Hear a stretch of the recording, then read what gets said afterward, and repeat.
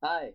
Thank you so much for clicking on this link and for taking the time to listen to this presentation on the research that I have been involved in for the past, it's been 3 years now, since the beginning of the summer after my freshman year. So again, thank you so much for clicking and for listening to this presentation. In this presentation, I'll be talking about MAD and Yorkie, which we have found have distinct developmental roles that contribute to pertinent cancerous phenotypes in Drosophila melanogaster eyes and wings. So in other words, these two proteins, MAD and Yorkie, have very distinct developmental roles, both which contribute to cancerous phenotypes that are applicable to humans.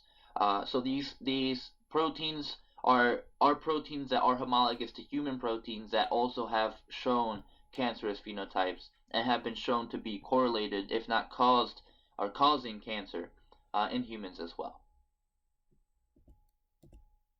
So now that you know that we're using fruit flies as a model organism to study cancer, it begs the question of why and how. How are you using these fruit flies to study cancer, and why are you using these fruit flies to study cancer? And the reason for why we're choosing the fruit fly as a model organism is because it has allowed multiple researchers in the past to answer one general question, which is how do genetic and molecular factors affect the development and growth in an organism? So fruit flies are a very useful model organism because there has been lots of genetics gone into their research already. So there's lots of tools available for us to be able to manipulate genetic factors and then thus uh, um, observe the effect that it has on the development and the growth of that organism. In this research project in particular, we are using the eye and the wing to affect uh, genetic alterations and then also observe those genetic alterations in the same tissue. And we focus within that tissue, we focus on analyzing how those effects or alterations in the genes affect cell growth, cell division, cell death, and cell differentiation. And another reason why we're using the fruit flies in particular for these genetic alterations is because there has been shown to be about 70% direct genetic homology or similarity between humans and the fruit fly. As you can tell by the figure on the right, there are multiple tumor causing genes which are found both in the fruit fly and in humans, thus allowing us to directly apply our results to the human model because of this homology. And essentially, we are focusing on genetic pathways that have been correlated to cancer already. So these, both in humans and in fruit flies. So a further understanding of these cancer-related genetic pathways allows us to then develop a further understanding of how exactly these cancers develop in the molecular level and what those mechanisms are. And the significance of all this and the application of all this is that we can learn from these genetic pathways and focus on genetic pathways that are also disrupted in human cancer. And thus, in doing so in the fruit fly, we're allowing ourselves to use a model organism to then learn more about those particular genetic pathways and how they work and how they actually affect tumorigenesis or cancer development. So before we can actually discuss the data that we saw, both in the eye and in the wing, we need to talk a little bit about the nuances in terms of the development of the eye and the wing, respectively. So in the left side of this slide, you can see a diagram that describes Drosophila eye development. And in Drosophila eye development, there's this wave of signaling, or you can think about it as a line that runs straight through from the posterior end to the anterior end of the eye, as shown in that diagram. And what this wave does, or what this line or signaling line does, is it signals cells to start to develop and start to proliferate into the photoreceptors that they become in the eye. So before the furrow, we see cell determination. So before the furrow even reaches these cells, these cells are becoming determined and differentiated into specific kinds of cells that are needed in these Drosophila eyes, such as photoreceptors. And then once that morphogenetic furrow passes those differentiated cells, moving from the posterior to the anterior side, that's when we have cell proliferation. And so after that signaling, that line of signaling or that wave of signaling by the morphogenetic furrow passes from posterior to anterior, after that happens, we see proliferation or division and growth of those cells into more mature photoreceptors and omotilal cells and other types of cells that are needed in the eye of the Drosophila melanogaster. On the right side of this presentation or this slide, you can see a diagram describing Drosophila wing development. And within Drosophila wing development and also in eye development, there's many pathways that contribute to growth and to contribute to the proper signaling needed for proper development of these tissues, the eye and the wing. And as you can tell on the diagram on the right, first of all, it gives us a bit of an appreciation for the complexity that actually happens. You can see that there's, in this particular diagram, 3 different genetic pathways, engrailed, hedgehog, and decapentaplegic, also known as DPP, which contribute to and work together in many ways, shapes, or forms that contribute to proper wing development. And in particular here, there's different boundaries and axes that are demarcated or demarcate the wing as it develops. The first one, or one of them, is the AP boundary or axis, also known as the antero-posterior boundary axis, and the second one is the dorsal ventral boundary or axis, the DV boundary and axis. And it's important to point these out as well as the morphogenetic furrow, because in our studies we have to be very conscious of these demarcations so that we can target specific cells within the specific tissue and then target those cells for genetic alterations that we wish to pursue. So all in all, the development of both the eye and the wing are very complex, lots of nuances, and we have to just be very conscious in our studies to make sure that we are taking that into account as we are targeting certain cells in these certain tissues for genetic alterations that we wish to pursue.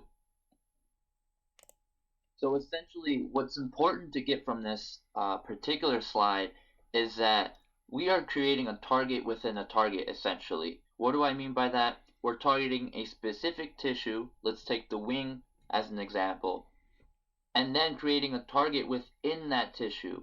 Let's say the posterior compartment by using just engrailed expression. So in this way, by knowing the demarcations, by knowing the different pathways that function within those demarcations, we can target specific kinds of cells, posterior compartment cells, within a specific tissue, the wing, for example.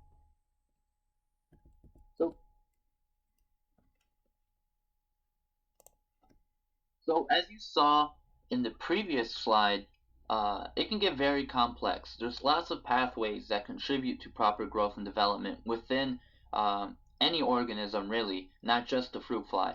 And so because of that, we have to pick pathways and then proteins within those pathways that are actually pertinent to cancer development, both in Drosophila and in humans. And in this case, for this research project, the 2 pathways that we've mainly been studying are the fat hippo pathway and the DPP pathway. And within the fat hippo pathway, we chose to study Yorkie, and within the DPP pathway, we chose to study the protein MAD. These 2 proteins are transcriptional proteins, or transcription factors, which essentially are proteins that interact with the DNA in the cell to then promote expression based on the signal that was sent to that protein from their respective pathway. And these transcriptional proteins can be DNA binding or non-DNA binding. As you can tell on that small chart on the upper right, Yorkie is non-DNA binding, whereas MAD is DNA binding. Since Yorkie is non-DNA binding, it needs a binding partner, or coactivator is a technical term, in order for it to be able to actually carry that signal that was given to it by its upstream factors in the fat hippo pathway. So Yorkie needs a binding partner because it doesn't bind the DNA directly, whereas MAD doesn't need a binding partner because it does directly bind to DNA. And previous studies, in particular by Kenneth Irvine and Hangi Ho in 2011, suggests that there might be a crosstalk between the fat hippo pathway and the DPP pathway by Matt and Yorkie respectively. And one way to explain this is to think about these pathways as your water pipe system in your house. Think about the fat hippo pathway as all the water pipes that are underneath your house, and then think about the DPP pathway as all the water pipes underneath your neighbor's house. All these different water pipes you can think of as all the different types of proteins that are within that pathway. But eventually, just like the water pipes in your house and in your neighbor's house, they're going to connect to one main water pipeline. And that's where that crosstalk comes in. Research in the past, preliminary research, suggests that Yorkie and Matt are potential binding partners in order to facilitate that crosstalk in those pathways. Or in other words, they're the water pipes that connect to the main water pipe system and allow for that water supply to be the same for both you and your neighbor. And these studies have been done on overexpression models, meaning that Matt and Yorkie were overexpressed genetically, or there was too much of that protein, or a lot of that protein, and that's how they came to this conclusion in previous studies. And in our study, if this is indeed true, if Matt and Yorkie are binding partners, then we would expect to see similar phenotypes or similar physical characteristics within the fruit fly in also underexpression studies. So if it works in overexpression studies, it should also work in underexpression studies if they are indeed binding partners. And that is what we seek to pursue and seek to find whether or not that is true in our research project.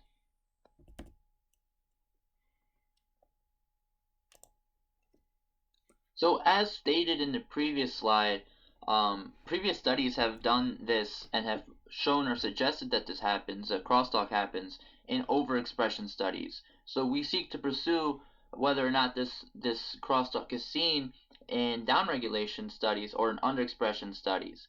And this is achieved via a system called RNAi or RNA interference, which quite literally interferes with the RNA that eventually makes the protein that is needed for proper development in the eye and the wing. So, which is shown there, as you can tell, going from DNA to RNA and to protein, we are disrupting that translation from RNA to protein, which thus makes less of that protein available and thus achieves a underexpression or downregulation model within the fruit fly. And in order to be able to target specific tissues and target specific genes, we are using the UAS GAL4 system, which is stolen from yeast, and it is also known as the lock and key system. And the best way to explain this is to pretend like the box on the left is a part of the genome that composes the genome of the mom fly, and we can call this the key. And pretend like the box on the right is a part of the genome of the dad fly, and we can call this the lock. Reason why it's called a lock and key system is because, much like how a lock doesn't work or doesn't serve its function without a key, the UAS GAL4 system doesn't work without these two constructs being a part of the same genome. So in the mom fly, we have expression of this GAL4 gene, which then promotes this protein that binds to the UAS sequence on the dad fly. So when they're separate, when the mom fly only contains the GAL4 component, and when the dad fly contains only the UAS component, they don't actually function and they don't actually contribute to expression. It's only when they are together in the same genome when they actually lead to the expression that we wish to alter. And within these systems, we use what's called a driver. And that driver essentially drives expression of our gene of interest into a particular target tissue, as shown in that box over there. And then using that driver, we can then drive gene expression, as shown in the box with the target gene, to a particular tissue with a particular effect on that gene. So as an example, let's say that we took a mom fly that has the engrailed target tissue driver and a dad fly that has Yorkie IR. IR stands for RNA interference. Anytime you see superscript IR in these next couple slides, that means that we're using RNAi to promote downregulation. So going back to our example, if the mom fly has engrailed, which targets the posterior cells of the wing, and the dad has the Yorkie RNAi system, once we put them together and they mate, that's when we get downregulation of Yorkie in the posterior side of the wing. And so with this lock and key system, this lock and key model, we're able to then promote particular genetic effects on particular target tissues. And the way that we analyze the effects of these genetic alterations is by looking at the physical phenotypic changes in each of the phases of Drosophila development. In Drosophila development, there's a larval stage, which is much like the caterpillar stage in a butterfly, a pupal stage, which is much like the cocoon phase of a butterfly's development, and then the actual adult phase, which is essentially when the butterfly comes out of the cocoon. And so we look at each of these phases and assess the development of whatever target tissue we're using to then see how these genetic alterations affect the phenotype or affect the physical characteristics of the organism. Larval tissue in particular was dissected, and we stained those tissues with particular antibodies to then look at the phenotypic consequences under fluorescent microscopy.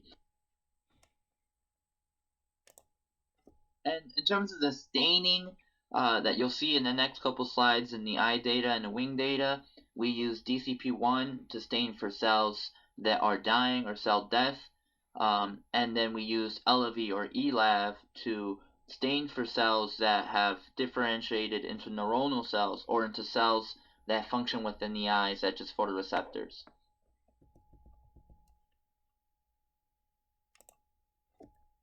So now that we've talked about how and why we're using fruit flies to study cancer, and in particular the genetic tools that we're leveraging to study cancer in fruit flies, we can talk about our data. And in this slide in particular, we have our eye data. And if you shift your focus to the left side, you can see with the control what a normal adult eye is supposed to look like in the top panel and what a normal larval eye is supposed to look like in the bottom panel. And where you see eyeless Gal4, we are targeting tissues before that morphogenetic furrow that I spoke about earlier, and that GMR Gal4, we are targeting cells after the morphogenetic furrow, which I talked about earlier. And so essentially in eyeless Gal4, we're targeting those cells that are at the stage of cell determination, but at GMR Gal4, we're targeting those cells that are at the phase of cell proliferation, both before and after the furrow, respectively. So if we draw our attention to the adult eye results, we can see that both when we downregulate Yorkie and MAD, both before and after the furrow, we can see that we do see similar phenotypes, similar characteristics. We see that when we downregulate Yorkie before the furrow using eyeless Gal4, we have lack of an eye, and when we downregulate MAD before the furrow using eyeless Gal4, we also have lack of an eye. When we downregulate Yorkie after the furrow using GMR, and when we downregulate MAD after the furrow using GMR, we can see that we have what's called a rough eye phenotype, which is a disruption in the organization of the eyes or material cells, which is apparent physically, visually, by the human eye. So far in the adult results, we do see a suggestion that Yorkie and Mad may be binding partners in this under expression model when it comes to the eye. However, when we look at the larval tissue, this is a caterpillar phase that I mentioned earlier, we see a distinction or a divergence in the roles of Yorkie and Mad. And in Yorkie in particular, when we downregulate Yorkie both before and after the furrow, we see an abundance of cell death, but still a normally developed eye or somewhat normally developed eye, and we do see that tissue there, but there's lots of cell death going on. However, when we downregulate MAD in the larval stage, both before and after the furrow, we see that rather than seeing an effect in cell survival and cell death as we see in Yorkie, we actually see an effect in cell development and in tissue development in MAD. So this suggests that although the adult eyes suggest that MAD and Yorkie could be binding partners, it suggests that when we go at the larval stage, we see a divergence in these genes. They may actually not be binding partners at the larval stage. Why? Because we see that Yorkie seems to be mediating cell survival or cell death, whereas MAD seems to be mediating growth and development within that eye tissue. So thus, even though Kenneth Irvine and Hangi O in 2011 showed and suggests that there may be some binding partner activity going on between Yorkie and MAD in their overexpression studies, here we show that in underexpression studies, Yorkie and MAD may actually be serving distinct developmental roles within the larval tissue in particular, suggesting that they actually might not be binding partners at this particular developmental role.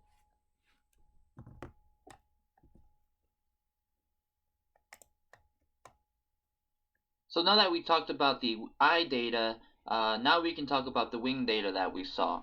So in this particular slide, all of the images that you see here are from larval tissue, or continuing from the metaphor that I used earlier, are from that caterpillar stage of development of the fruit fly, if we were to draw similarities to the butterfly.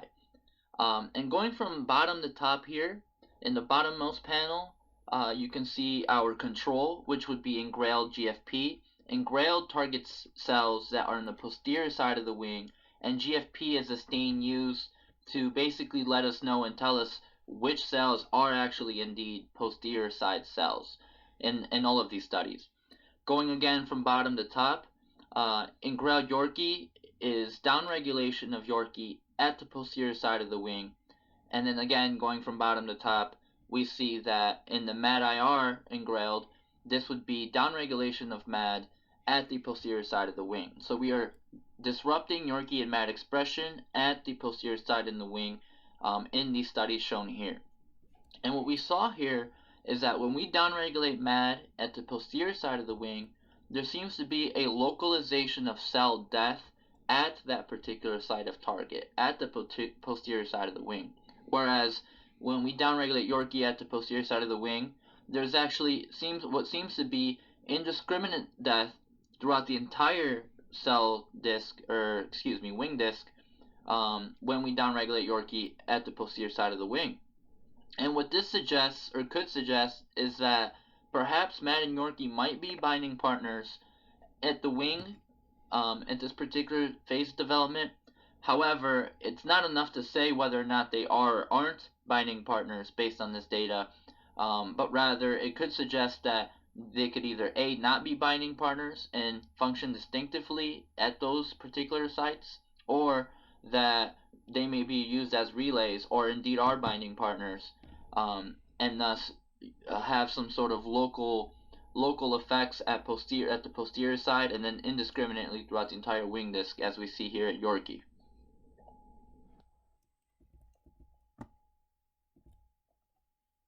So cumulatively, and taking everything together, what does this all mean in terms of cancer development, and the roles that genetics have on cancer development and these particular pathways and proteins that we chose to study? Well, first of all, in the paper that I've mentioned earlier, published by Kenneth Irvine and Hangi O in 2011, they have shown that when they overexpress these proteins, Yorkie and MAD, that there is a potential for these two proteins to be binding partners as they regulate cell growth and cell survival. However, we show that Yorkie's role is actually tissue specific and that the two processes can be separated due to perhaps differential binding partners or the fact that Yorkie may be using different binding partners at different tissues at different developmental phases. Uh, and so this difference in developmental roles between the tissues suggests that that there is a switching in binding partner between tissues as Yorkie functions for its role. And this insight furthers our knowledge for cancer in humans because the homolog for Yorkie, which is YAP1, could be doing the same thing in human cancers. It might be also using different binding partners in cancers of differing tissue types. So this shows that although Kenneth Irvine and Hangyo in 2011 show that Yorkie and MAD are binding partners or potential binding partners in overexpression studies, we show that in underexpression studies, first of all, if they were indeed binding partners, we would expect the same thing, or the same phenotypic results, or similar phenotypic results in Yorkie and MAD. However, we see that there's a switching in roles in Yorkie and MAD dependent on A, what tissue we're using, eye or wing, and B, what we're targeting, or what developmental phase we're targeting or studying, the larval, pupae, or the adult phase. So in the future, for future directions, and what we have been doing is we've been trying to quantify the cell death, so count the number of cells that have actually died in Yorkie and in MAD studies to then use statistics to further our analyses. And then we also plan to investigate the effect of Yorkie and MAD downregulation on photoreceptor fates. So how does that change the type of photoreceptors that those cells become? Red and blue, for example, red and blue photoreceptors. Is there more red photoreceptors or less red photoreceptors with MAD and Yorkie downregulation? Again, we would expect, if they were binding partners in the eye, we would expect that there would be an equal amount of less or more of those photoreceptors, and that would be another way to further investigate whether or not they're binding partners in the eye in particular. And we also want to continue our studies with the wing and the eye, but using different drivers. So we want to parallel the experiments you've seen earlier, but using a different driver. For example, engrailed is a driver for the wing, but there's actually multiple other drivers that function to target the same kinds of cells in the wing that we can use to see whether or not our results are driver dependent, whether or not our results depend on the driver we're using, or whether or not they depend on the actual gene that we're targeting, the downregulation of Yorkie and MAD. So with all that being said, I'd like to take the time to thank both current and previous lab mates from my lab that have helped me in developing the data needed to present this, as well as for helping me in all other various forms in my progression with this research project. I'd also like to thank my research advisors, Dr. Cake and Dr. Cook, for their patience and for helping me understand the research project and moving forward with the research project. And I'd also like to thank you again for listening to this presentation.